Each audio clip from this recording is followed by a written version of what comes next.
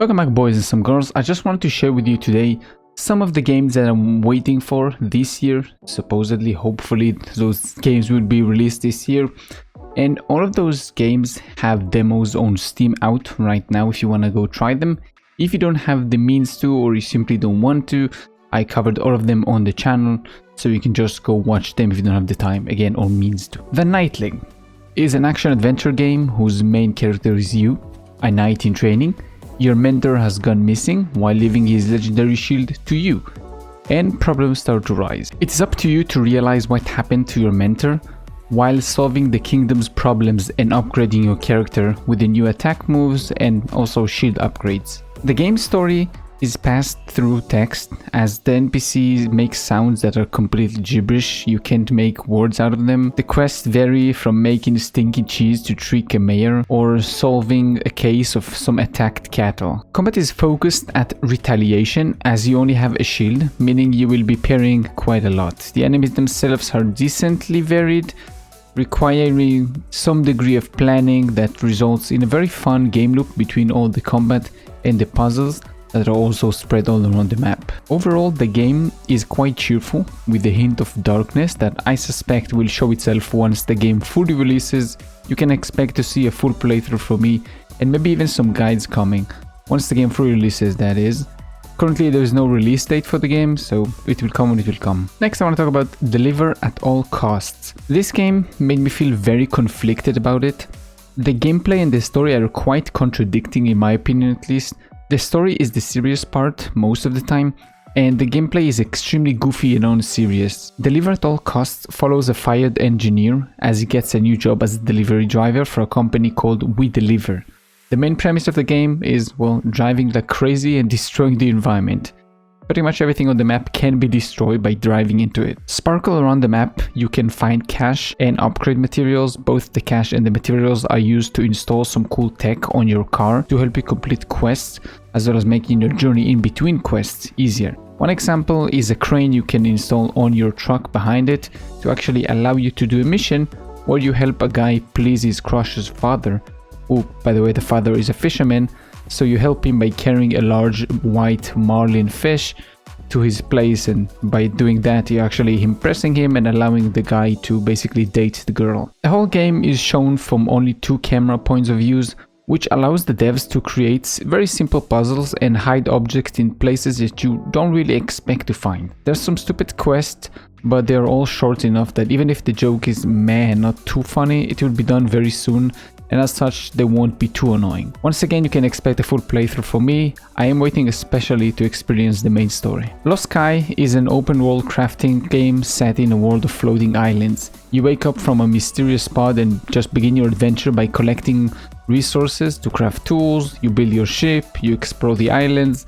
The game itself offers a variety of activities, including mining, cutting wood, solving very simple and sometimes complex puzzles, and you're solving the puzzles to actually unlock new technologies and schematics. Your ship is very central to the gameplay, evolving from a very simple ship into a more complex one as you progress by gathering data from terminals that are scattered all across the islands behind the puzzles. The game offers features like grappling hooks and gliding that eventually unlocks a wingsuit to travel much longer distances, but it does require more confusing controls. Combat plays a surprisingly large role in the game, with a wide variety of weapons including pistols, rifles, and even ship-mounted cannons.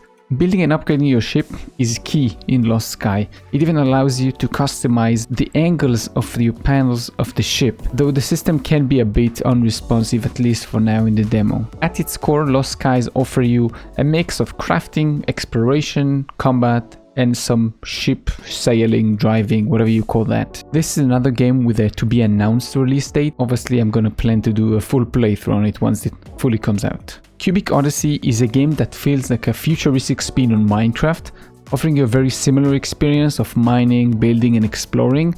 It is a project that has a lot of potential, especially if it receives the same similar mod support that Minecraft does. In Cubic Odyssey, the gameplay closely resembles Minecraft, as I said. Your first day is going to be spent just building a random shelter, very simple dirt house, or basically taking over a cave. However, the game introduces you to a more futuristic settings replacing Minecraft's medieval theme with a futuristic thing.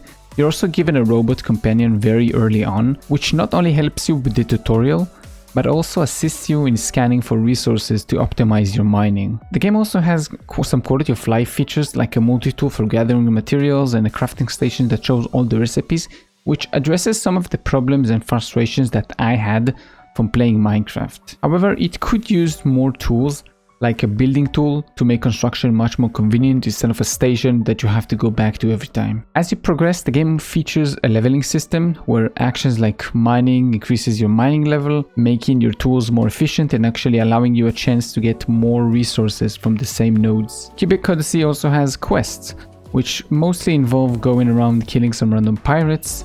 You can find a quest in market stations that have NPCs inside of them, which allow you to buy and sell resources at a changing cost. Each station has their own stuff that they want. A significant feature of this game is your spaceship, which plays a role in the story. Initially, you're a knight sent on a mission to battle the darkness, but your quest kinda now shifted into getting back home. Possibly, I assume you're gonna be facing the darkness on your way home. While there is potential for space combat later on, it's not available in the demo. The combat against the enemies on the ground, especially the small and fast creatures, feels very imprecise, with attacks that should have hit, miss, which can be very frustrating. Overall, the game shows a lot of promise, which is good. I'm gonna be keeping my eye on this. It promises to be released sometime this year. Last but not least, we have Solasta 2.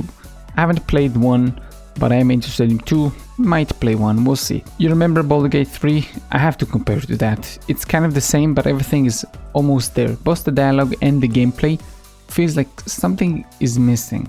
It might just be my bias and being used to Baldur's Gate UI and maybe the whole world, but even without any of those, the game certainly is above average, and I am itching for a very good story-rich game recently, so I will 100% be looking out for this game. The story is very unclear from the demo, and I didn't play the previous games, so I have zero awareness of what the hell the world will be like. But from demo, it's all pretty familiar with dragon, kobolds, and crazy crabs to fight you. It seems that the party of 4 will be very busy fixing everyone's problems. Personally, I hope that it wouldn't be an arc type of game where you basically finish one act, move to the next one and do this the same, because this tend to discourage people from trying out different builds due to the time sink that is required to actually reach end game on the different builds that you want to try. Gameplay is very familiar to somebody like me who played Divinity and Baldur's Gate. It is just turn-based combat party system that follows D&D rules, where the only getting used to part, at least for me, is the UI.